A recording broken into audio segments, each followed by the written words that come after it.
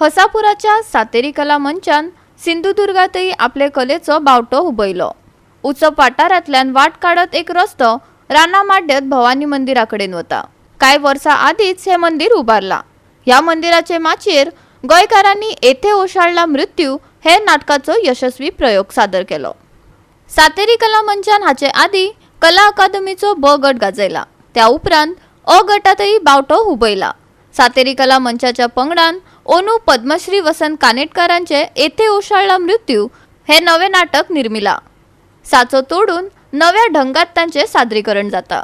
सिंधुदुर्गातल्या प्रेक्षकांनी या नाटकाक खूबच बरो प्रतिसाद दिलो। पळयात नाटकातले काय प्रभावी देखावे। हजला जाणाऱ्या यात्रेकरूंना 115 रुपये द्या। जी हाँ मेरे आका। 100 रुपए की फकीरों को खैरात करो जी। और बचे हुए 45 रुपयों का गरीबों को सदका बांटो। जी हाँ। अरे दक्खनी मुसलमानाची कोण हमी देईल? तुम्ही देता? लेकिन हुजूर खामोश!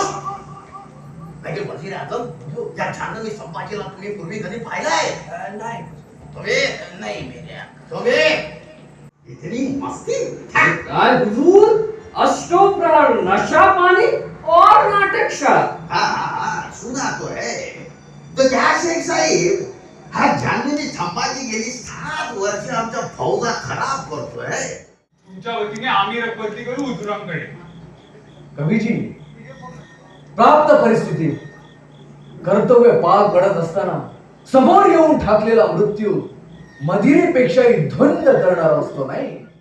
बेडीच्या तिच्या भाल्यानं दिवसलेली तुमची प्रतिभा कोणता नवा नवनिष्ठ दाखवते ऐकायला आम्ही आतुर आहोत। बोला कवीजी, बोला।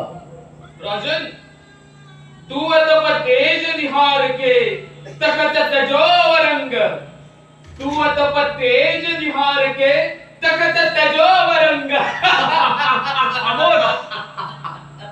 शेख निजाम, तुम्ही दख्खनी दोहाचा अर्थ समजला नसेल तर दोहा नीट उलगडून सांगतो।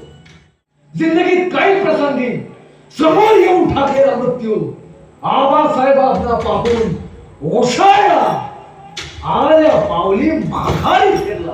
खामोश, दिखता नहीं बादशाह सलामत नमाज पढ़ रहे हैं। हाँ, नमाज पढ़ रहे हैं। गोवा 365 खातीर जवाहर बर्वे आणि शिवानी सांगेलकार।